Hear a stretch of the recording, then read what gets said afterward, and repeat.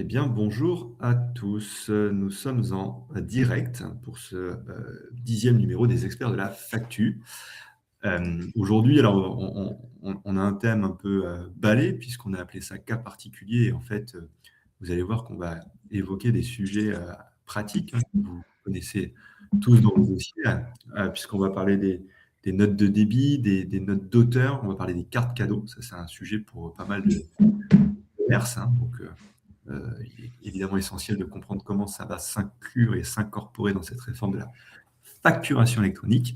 On parlera aussi, je crois, des clauses de réserve. Donc, on a pas mal de petits sujets à aborder qui sont évidemment traités euh, par, euh, par cette célèbre norme AFNOR, hein, qui est maintenant votre Bible, qui doit être sur votre table de chevet, je pense, tous les soirs. Je ne sais pas si vous l'ouvrez, mais elle peut au moins caler la table de chevet. Notre rôle avec Julien Catanès, hein, qui m'accompagne dans ces experts de la facture, c'est de vulgariser, hein, cette norme qui est assez costaud. Comme d'habitude, je gère le chat. Il y a Fred qui nous a mis le lien Google Drive pour récupérer le support, puisque maintenant on vous le donne au début de la formation, ce qui vous permet de prendre des notes. Donc vous avez le lien sur le chat. Vous regardez le dernier message de Frédéric. Et puis, je vous propose qu'on attaque. Moi, je gère le chat. Et Julien, bonjour et merci d'être avec nous. Je Bonjour te Gilles. laisse la main.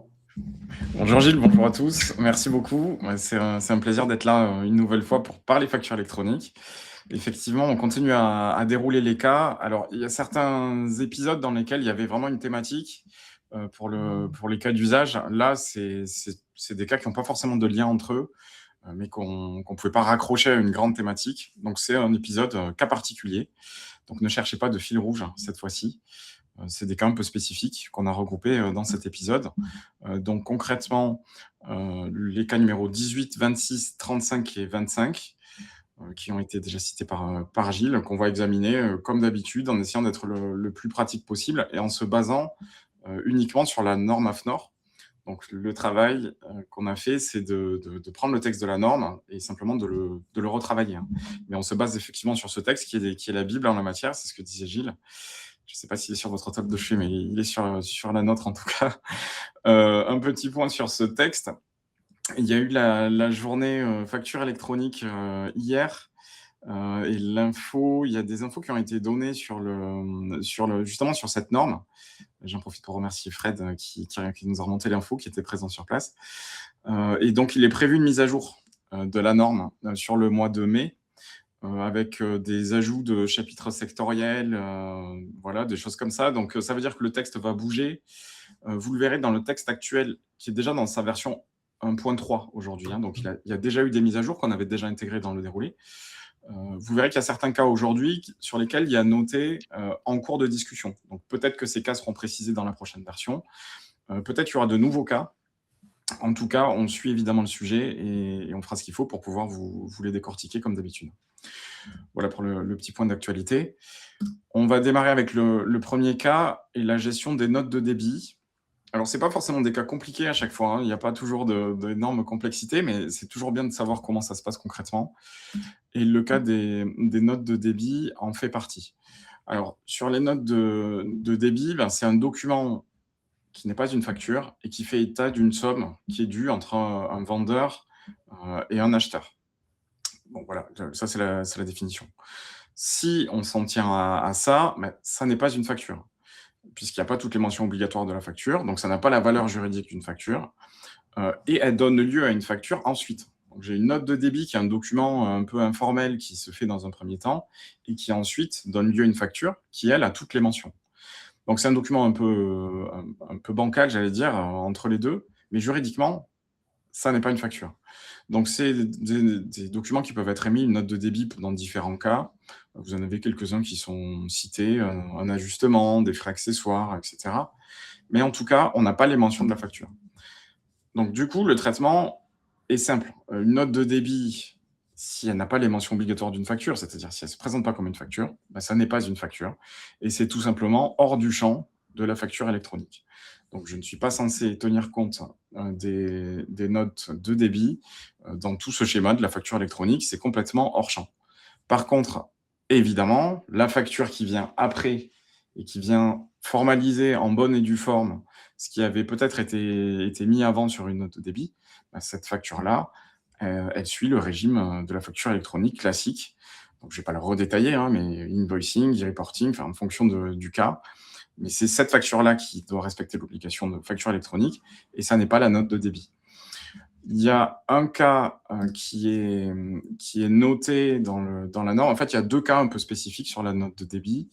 La norme dit, par contre, si c'est une note de débit qui vaut facture, c'est-à-dire que dessus, il y a les mentions obligatoires, en fait, dans ce cas-là, c'est une facture. Et donc, je la traite comme une facture. Et la norme donne quelques exemples. La norme ou certains acteurs du secteur qui donnent quelques exemples. Mais donc, ce qui va compter dans l'analyse, c'est d'analyser le document. Si je suis sur une note sur laquelle j'ai peut-être des matières, un tarif, mais je n'ai pas tous les éléments de la facture, c'est hors champ, parce qu'il va y avoir une facture derrière. Si c'est quelque chose qui tient lieu de facture, et donc sur lequel j'ai de la totalité des mentions de la facture, je le traite comme une facture. Voilà. Donc, pas de traitement spécifique, mais si vous avez des clients qui travaillent sur ce type de document, il faut quand même le savoir, et il faut savoir dans quel cas on est, tout simplement, pour pouvoir le traiter de la bonne façon. L'autre cas particulier qui est décrit dans la norme, c'est dans le cas où l'acheteur va émettre une note de débit pour faire état d'une créance. Donc, par exemple, il y a un litige et j'émets une note sur les marchandises qui, par exemple, je ne sais pas, n'étaient pas elles étaient sur la facture, mais les marchandises ne sont pas dans la palette que je viens de recevoir. Je vais émettre une note de débit avec un montant que je vais renvoyer au vendeur pour matérialiser le fait que certaines marchandises n'étaient pas là au moment de la livraison. Ça n'est pas une facture, c'est une note qui va transiter entre l'acheteur et le vendeur, qui est émise par l'acheteur cette fois. Donc, que nous dit la norme? Il y a 2 possibilités. L'acheteur, il va remonter cette note qui, en tant que telle, n'est pas une facture, donc pas de traitement facture électronique. Par contre, le vendeur va ensuite émettre un avoir à hauteur du montant qui a été remonté, et c'est cet avoir qui suit le circuit traditionnel de la facture électronique. Donc là, pas de sujet.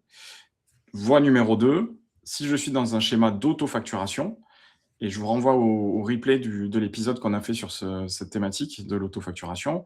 Si je suis dans ce cas-là, dans une autofacturation, il y a la possibilité de faire un avoir auto-facturé. Et dans ce cas-là, on revient sur le circuit de l'autofacturation, que je ne vais pas à nouveau détailler, puisqu'on l'a vu dans le détail, hein, mais voilà, c'est les 2 possibilités.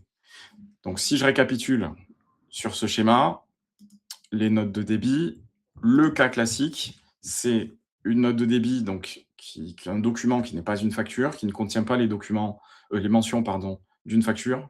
Donc, ça n'est pas une facture, tout simplement, et c'est hors champ de la facture électronique. Deuxième possibilité, j'ai une note de débit qui tient lieu de facture, parce qu'en fait, il y a toutes les mentions dessus. Dans ce cas-là, je le traite comme une facture, et il faut que je prévoie de le traiter dès le départ comme une facture électronique. Le point particulier, c'est dans le cas où l'acheteur va émettre une note de débit qu'il va envoyer au vendeur. Dans ce cas-là, 2 possibilités. Soit il n'y a rien de particulier qui est en place, et je ne fais rien de spécial tant qu'il n'y a pas l'avoir, qui sera géré en facture électronique, mais je ne fais rien avec la note de débit, pardon. Soit je suis en schéma d'autofacturation, et là, on peut imaginer qu'il y a un process d'avoir autofacturé si ça a été mis en place. Mais ce n'est pas une spécificité des notes de débit, ça renvoie au schéma classique d'autofacturation. Voilà pour le premier cas. Donc celui-ci est pas techniquement, il n'y a pas de difficulté, mais c'est quand même bien de le savoir. Deuxième cas, le cas numéro 26. Ils sont placés par ordre de difficulté graduelle, donc les premiers sont assez simples, hein. Cas numéro 26, les factures dans lesquelles on a une clause de réserve contractuelle. Alors, on parle bien là par exemple, de retenue de garantie, donc clause de réserve contractuelle. Je vais retenir une partie du prix et il y a une condition qui doit s'appliquer. On ne parle pas de clause de propriété ici, hein. C'est l'exemple des retenues de garantie où, en fait, dans le BTP, on va faire une facture, on va encaisser 95% du prix, et il y a la retenue de garantie qui permet de couvrir éventuellement un risque au moment de la livraison et qui est levé plus tard. Et on encaisse les 5% plus tard. Donc, c'est ce cas-là qui est bien connu dans ce secteur d'activité. Comment est-ce que ça marche? En fait, comment ça marche? Au départ, toujours pareil, si je prends la logique, on l'a dit plusieurs fois, mais quand je me pose une question en termes de facture électronique, Très souvent, pour y répondre, je reviens aux fondamentaux. Là, le fondamental, c'est quoi? Bah, en fait, juridiquement, j'ai une facture qui est émise à hauteur de 100%, et en fait, j'ai un sujet de paiement sur les 5% qui restent. Et donc, en termes de facturation, pas de sujet. Ma facture, elle est à 100% dès le début. Donc, c'est une facture électronique à hauteur de 100% que j'émets comme une facture électronique normale. C'est une facture électronique normale, avec tout le circuit qu'on connaît. Donc, pas de sujet de ce côté-là. Par contre, j'ai un sujet de paiement. Alors, sur ces deux points, que nous dit la norme?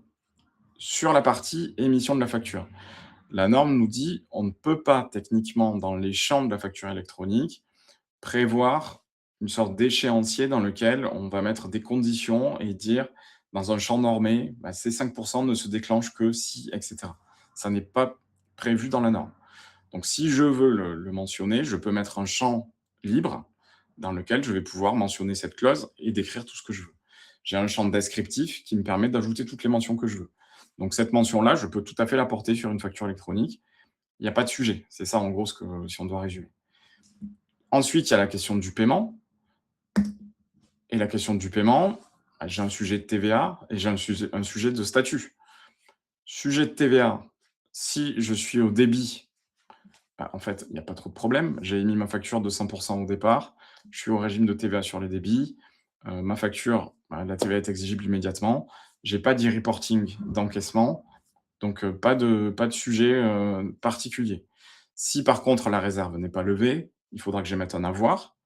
Et cet avoir sera transmis très classiquement dans les circuits de la facture électronique. Deuxième cas, je suis à la TVA aux encaissements. TVA aux encaissements, ça veut dire deux choses. Une exigibilité de TVA qui va être fractionnée, puisque je vais avoir 95% de ma facture avec la TVA exigible tout de suite, 5% plus tard. Donc il faut que je le gère d'un point de vue TVA, mais ça, c'est pas nouveau. Ce qui est nouveau, c'est le statut, par contre. Vous le savez, il y a 4 statuts obligatoires dans le cycle de vie d'une facture. Lorsque la TVA est exigible aux encaissements, on a le statut encaissé, qui est obligatoire en TVA aux encaissements. Donc la question qui se posait, c'est comment on gère ce statut lorsque j'ai une facture de 100% qui est encaissée en 2 fois?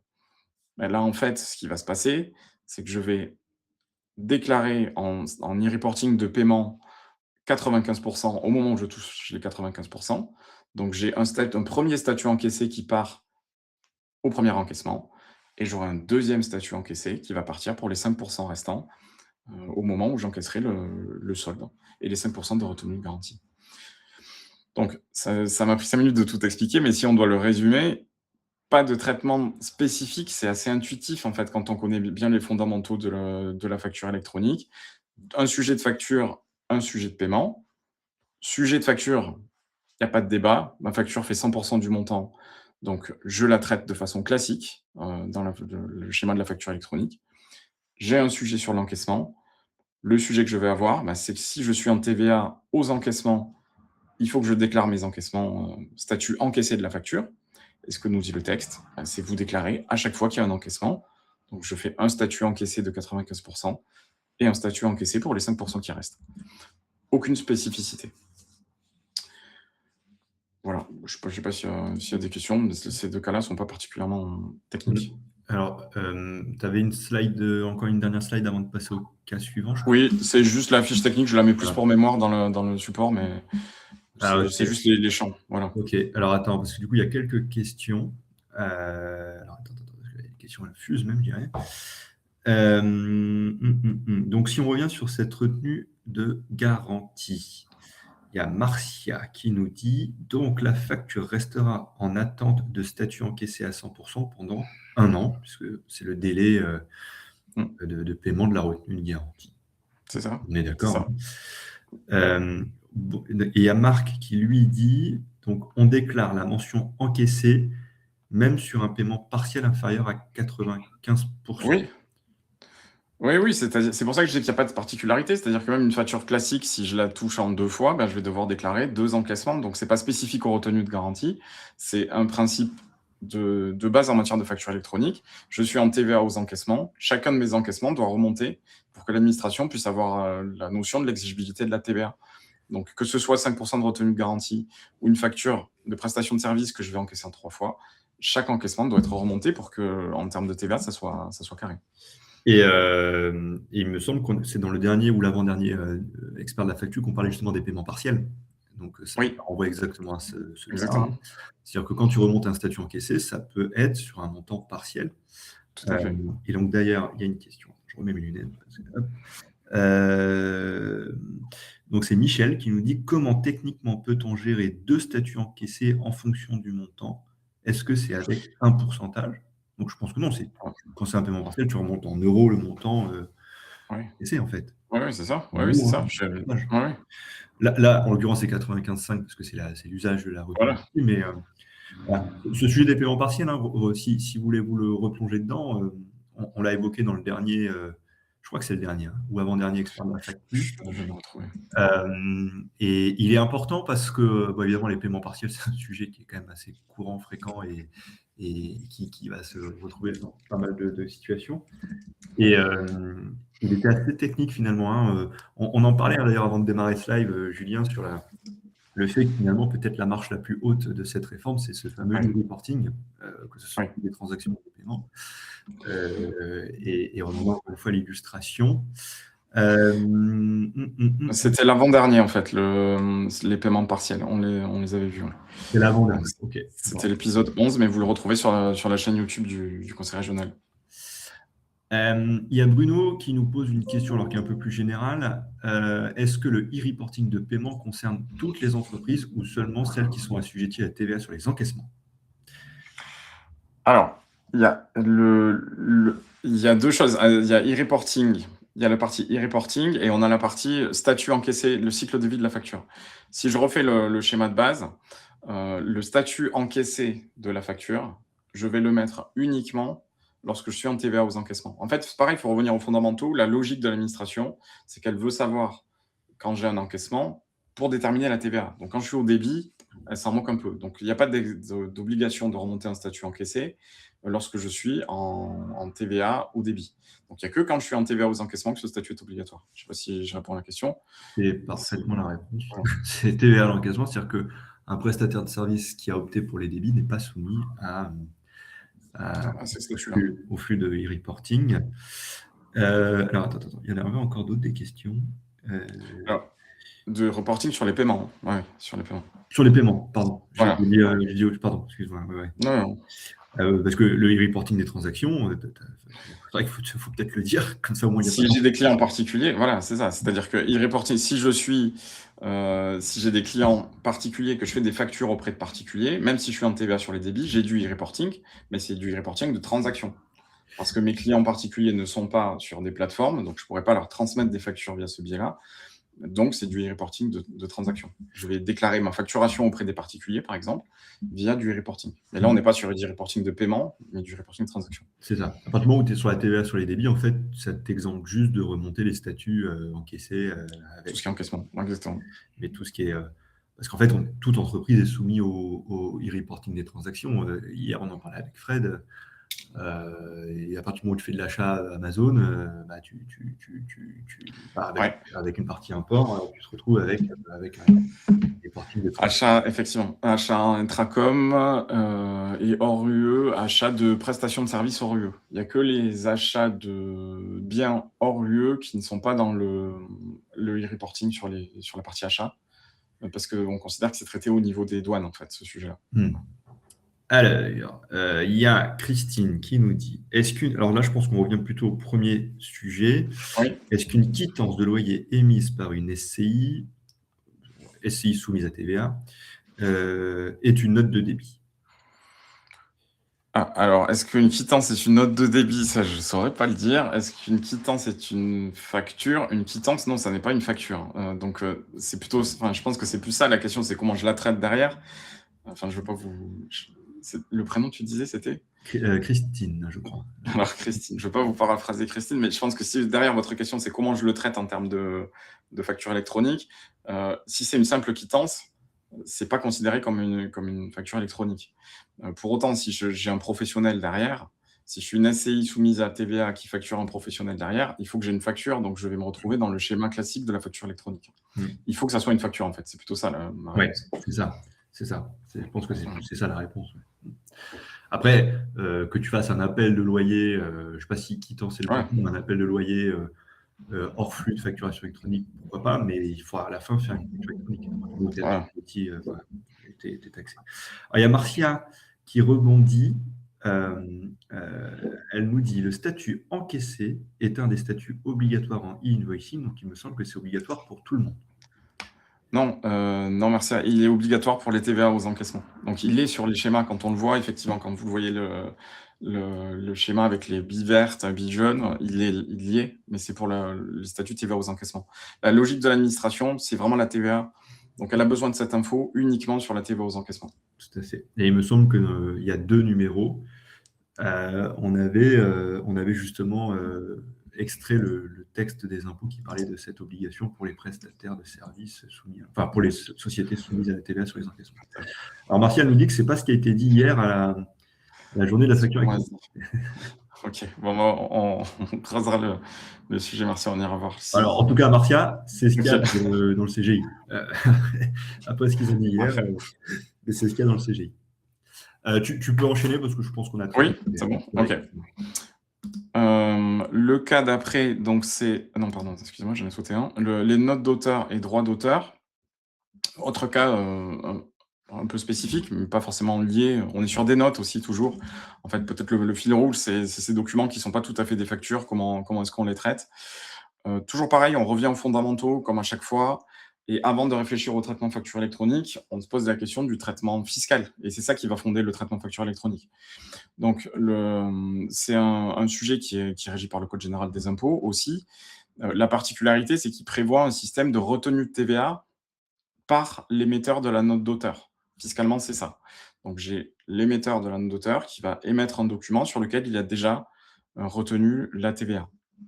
Alors, le point d'alerte est important, c'est-à-dire que ça fait partie, pardon, vous le voyez en dessous, ça fait partie de ces cas sur lesquels la norme nous dit explicitement qu'il est en cours de discussion. Donc, on suivra avec attention la prochaine version qui doit arriver au mois de mai et qui va peut-être, je ne le sais pas, hein, mais qui va peut-être préciser ce point.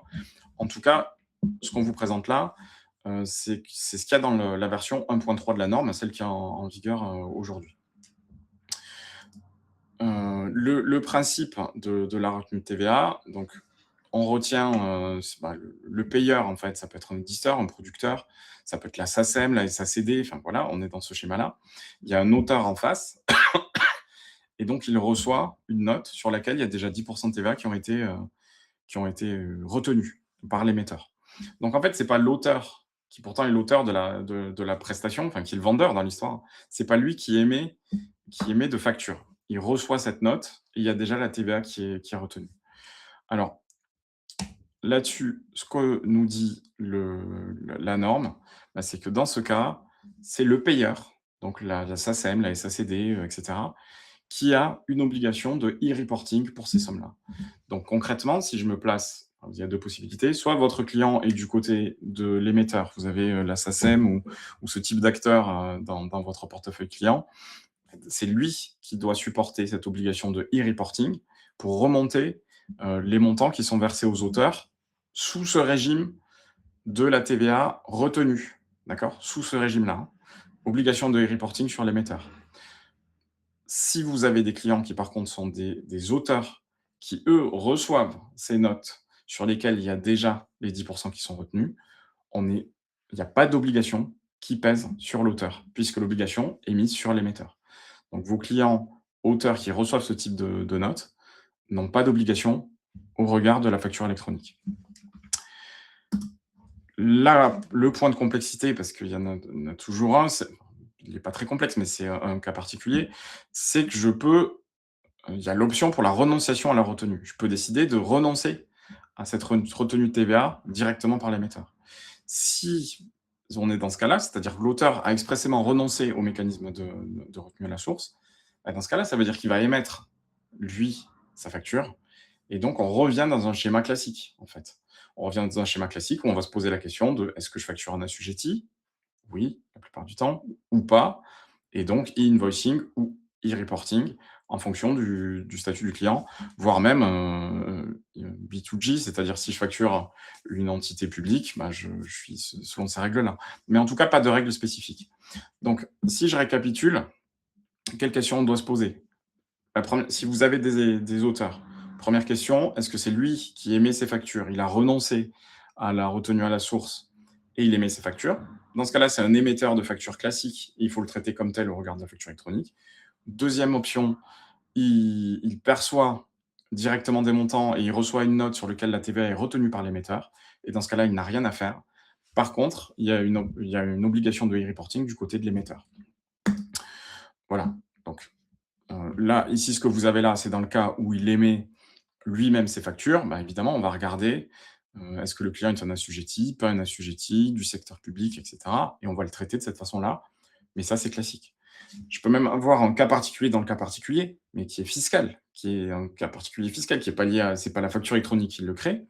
C'est que je peux avoir quelqu'un qui a renoncé au prélèvement, à la retenue de la TVA, mais qui est sous les seuils de franchise en base. Et dans ce cas, la même logique, on reprend les fondamentaux de la facture électronique, il est assujetti, il émet ses propres factures, il est en franchise en base.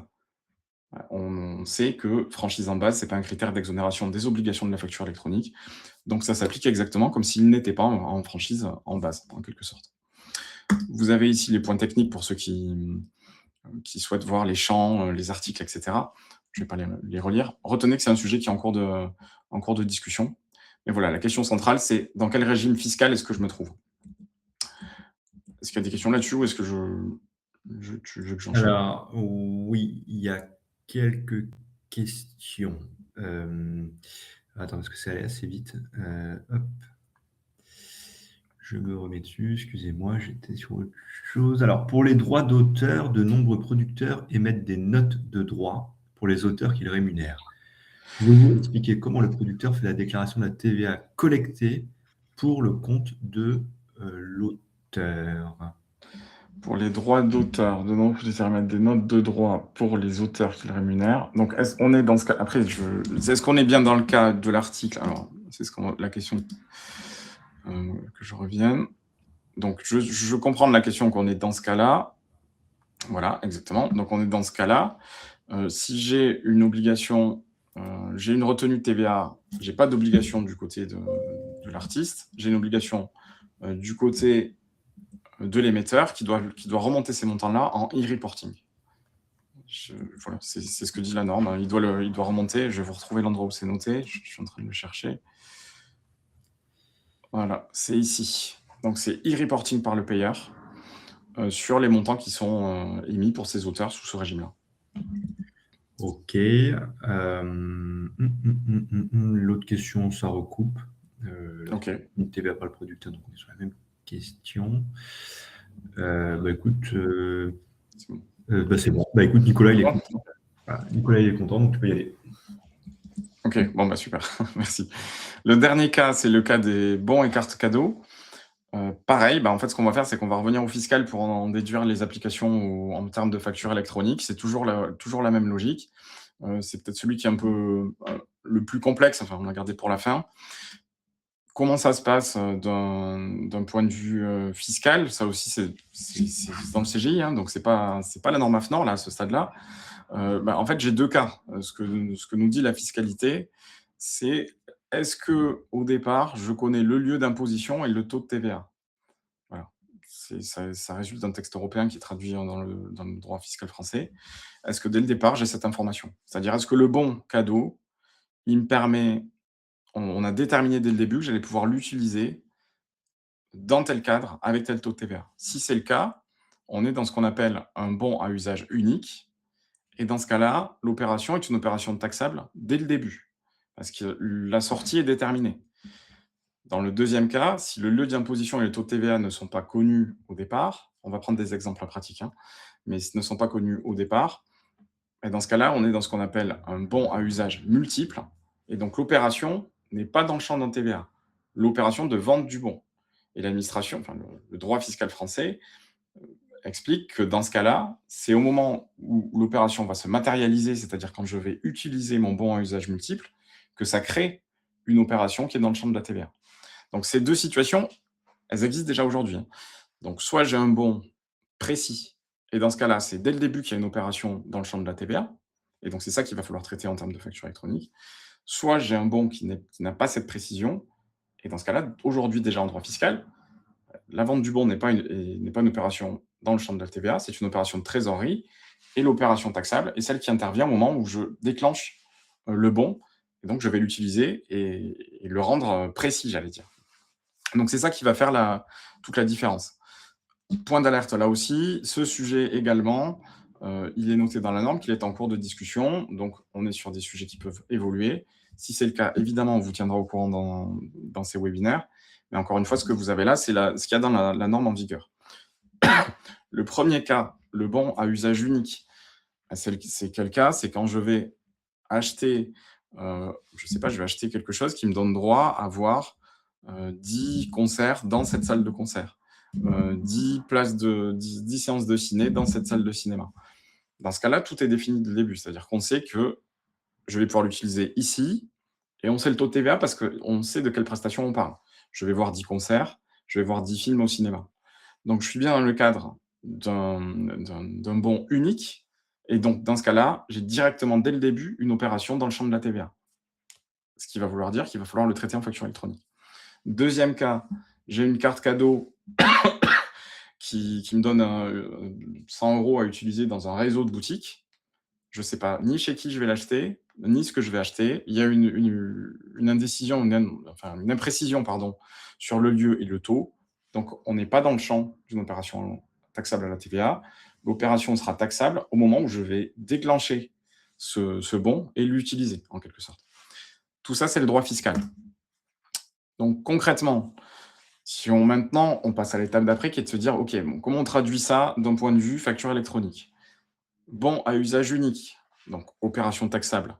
L'opération taxable, dans cette situation-là, c'est la vente du bon.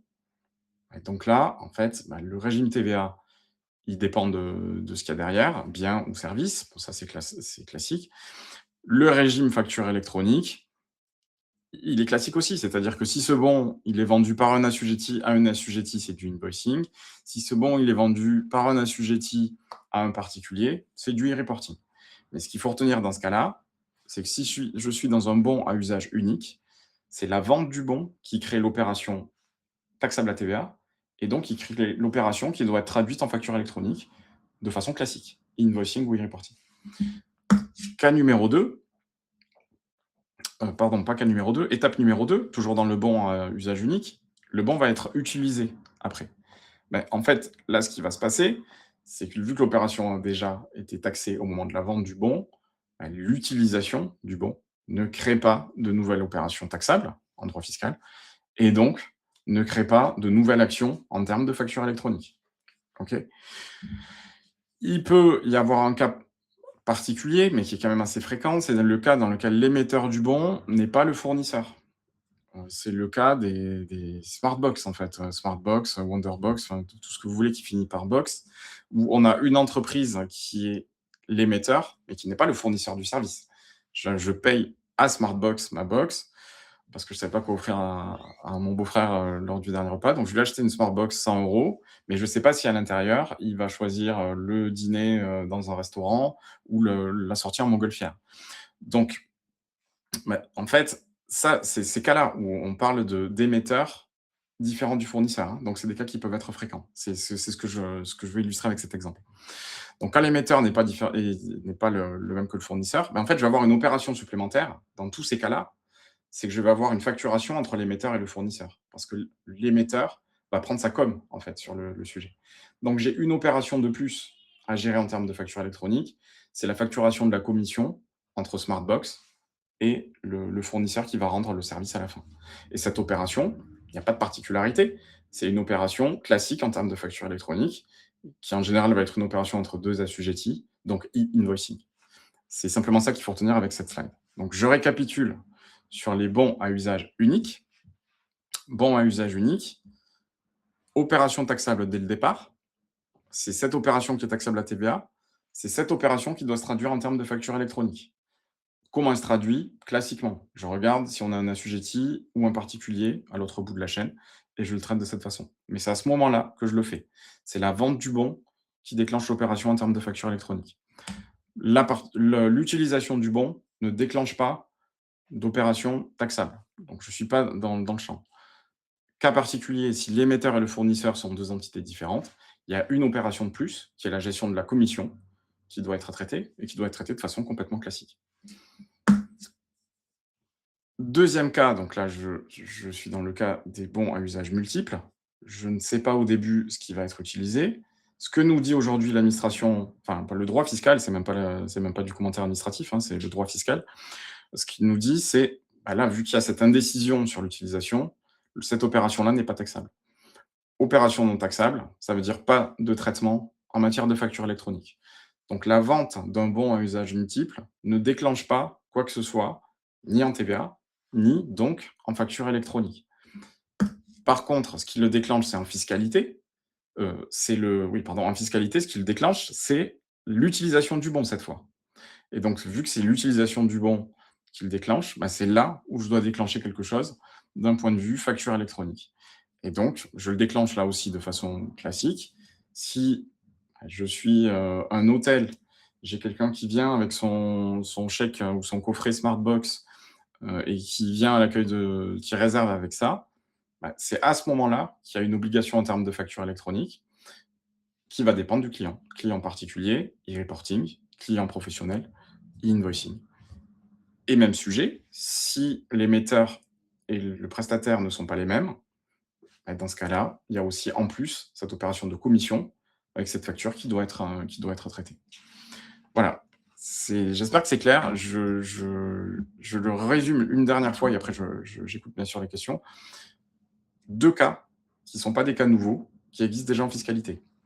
Est-ce que je connais dès le début le lieu et la prestation et le taux de TVA de la prestation? Oui ou non? Si oui, c'est la première opération, c'est-à-dire la vente du bon qui déclenche tout, TVA et facture électronique. Sinon, pas de traitement ni TVA ni facture électronique à la vente du bon, mais traitement de TVA et facture électronique à l'utilisation du bon de façon classique, invoicing ou e-reporting, selon le client, plus cette particularité, éventuellement, de la gestion de la facture de commission entre l'émetteur du bon et le prestataire qui réalise la prestation. Voilà les différentes particularités. Alors, on a deux remarques.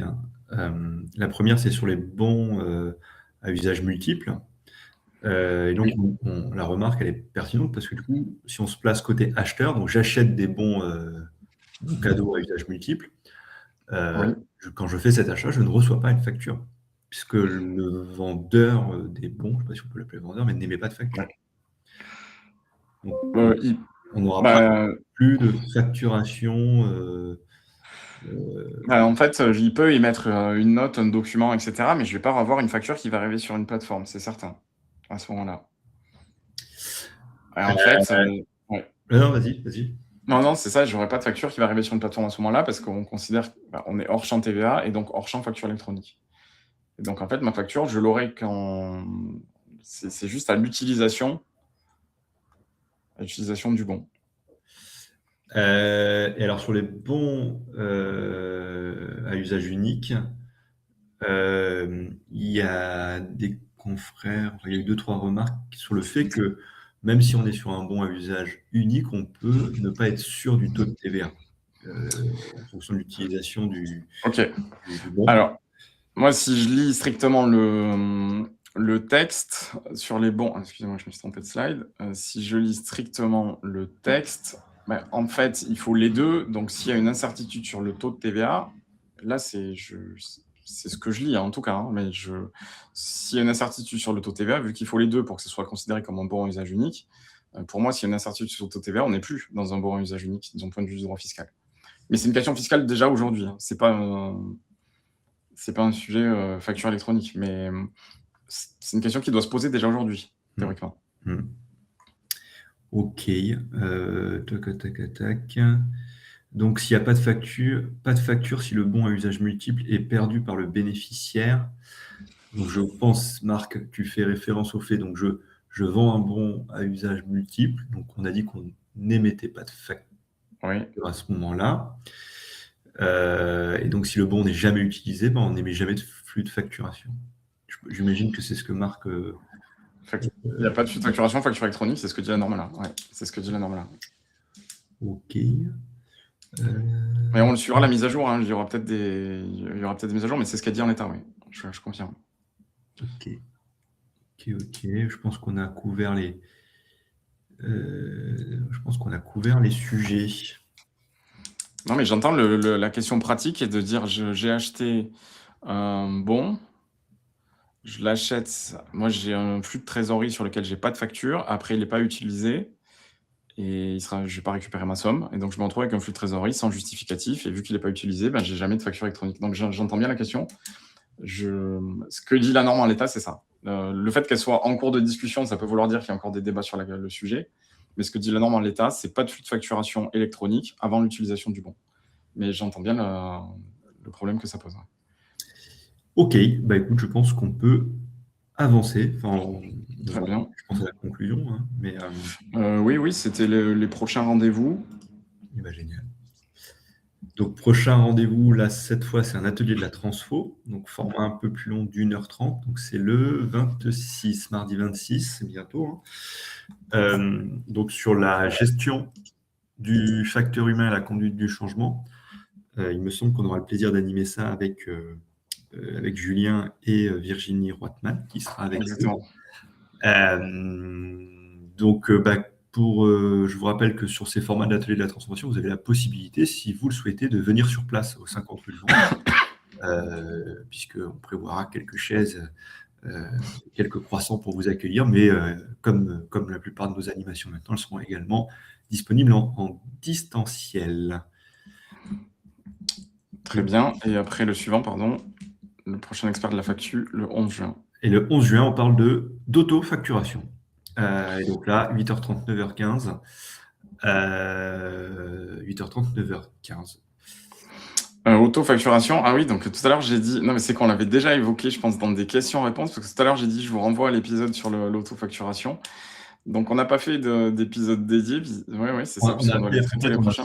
On a parlé des multi-acteurs, on a Ah parlé oui. du 19A, du cas 19A. Alors là, parce que je l'ai bossé il y a pas longtemps, sur les mandats de facturation, mais on n'a pas évoqué le 19B, parce qu'il y a un 19B. D'accord.